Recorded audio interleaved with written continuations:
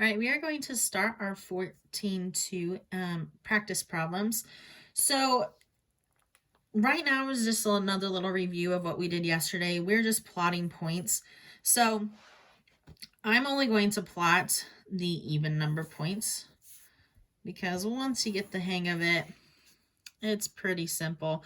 So we're not going to worry about these, but let's start with number 8. We're going to plot the ordered pair 6, 2. And then we're going to label it. So its label is going to be K. So I'm going to remember that X, Y, that's how my ordered pairs go. So my X is 6. So I'm going to start at the origin and I'm going to count to the right 6. 1, 2, 3, 4, 5, 6 right here. Then I'm going to count up 2 on my Y axis. And that is going to be point K. All right, number 10 is 0, 8. Okay, so anytime my X is 0, I am not going to move right at all. I'm going to stay right on the 0. And then I'm just going to simply count up 8 lines. So 1, 2, 3, 4, 5, 6, 7, 8. So that point lies right on the y-axis, and that is point M. All right, next point is V. Our ordered pair is 6, 6. So I'm going to, again, start at the origin. I'm going to go over 6, and then I'm going to go up 6.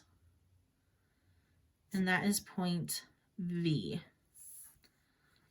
All right, next one is point Q. I have 5, 0. So that is going to lay right on my Y, or my X axis, excuse me. And that is point Q. All right, point S is 7, 8. So start at the origin. I'm going to count over to 7. Then I'm going to go up 8 right here. 7, 8. And that is point S. All right, last one we are going to do is point U, which is 3, 3. So we're going to come over to 3, up to 3. All right, and that is point U. So that is graphing and labeling the points. All right, let's take a look at our next question. So our next question says, how is graphing 0, 2 different from graphing 2, 0? So if we look at this first one, 0, 2, and if we were to graph that, I'm going to bring this graph back out. So if we were to graph 0, 2, let's name that. Let's give that a point. Let's call that A. Okay. So if we're going to graph point A at 0, 2, since my X is 0, that means I'm not moving on my X axis, but I'm going to move up 2 on my Y. So point A is going to be on my Y axis. Now, let's name this one B. It is 2, 0. So now I have a number that allows me to move on my X axis. So we're going to move over 2, 1, 2, and I can't move up because it is 0. So that is point B.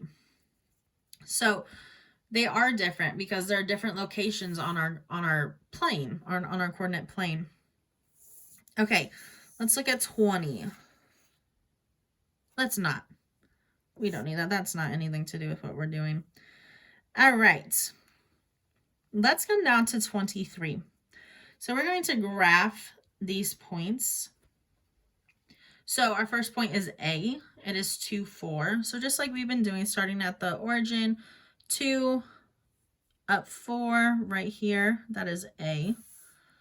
B, 1, 2. C, 2, 0. D, 3, 0. E, 4, 2. And then F is 3, 4.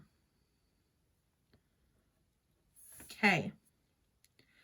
So Alejandro wants to connect the points to form a shape. What would be the most appropriate tool for him to use? Okay, so most appropriate tool is going to be a ruler. Okay. If you have one, awesome. If not, it is okay. Just try your best to make as straight of lines as you can to connect these dots.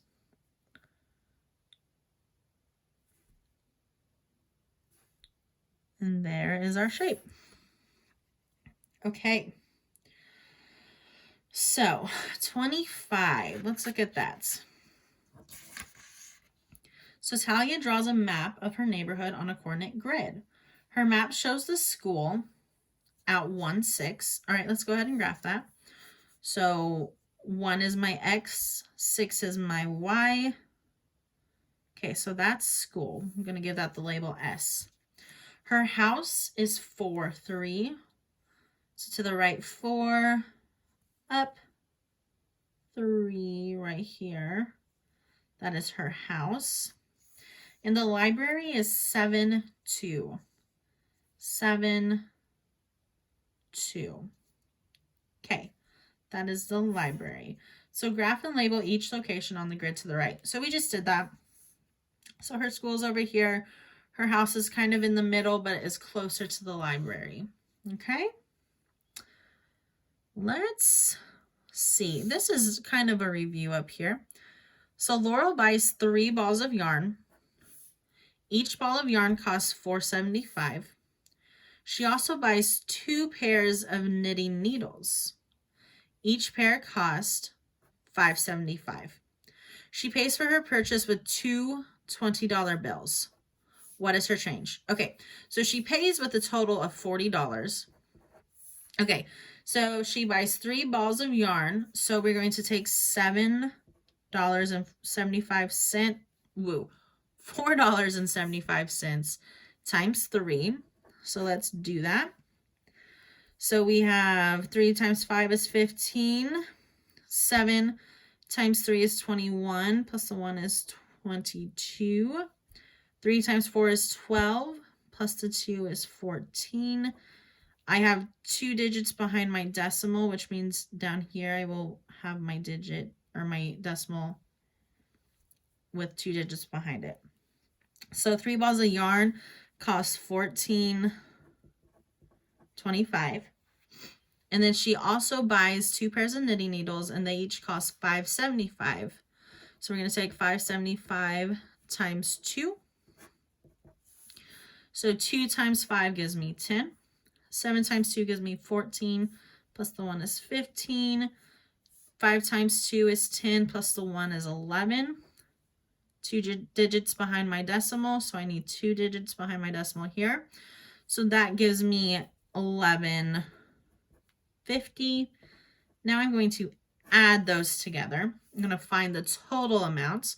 So 5 plus 0 is 5. 2 plus 5 is 7. I just drop my decimal when I'm adding. 4 plus 1 is 5. 1 plus 1 is 2. So she spent a total of $25.75, but she paid with $40. So now we're going to figure out the change. So I have $40 minus $25.75. Okay. I'm going to have to do some takeaway here, okay? So I'm going to take away, make this 3. That becomes 10. Take away from that. Take away. Okay, now I can take 5 away from 10. So that gives me 5. 9 minus 7 gives me 2. 9 minus 5 gives me 4. 3 minus 2 gives me 1. So she got $14.25 back.